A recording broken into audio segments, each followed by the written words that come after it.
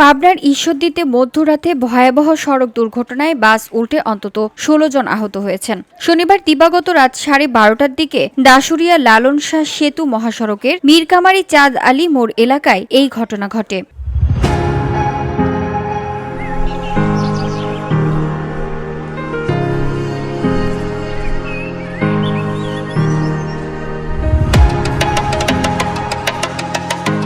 Fire service সূত্রে জানা যায়, কুয়াকাটা থেকে নওগাঁগামী শাহ ফাতে আলী পরিবহনের একটি বাস চাঁদ আলী মোড় এলাকায় পৌঁছালে নিয়ন্ত্রণ হারিয়ে উল্টে যায়। এতে বাসে থাকা ২০ জন যাত্রী আটকে পড়ে। পরে খবর পেয়ে ফায়ার সার্ভিস ঘটনাস্থলে এসে বাসে আটকা পড়া যাত্রীদের উদ্ধার করে হাসপাতালে পাঠান।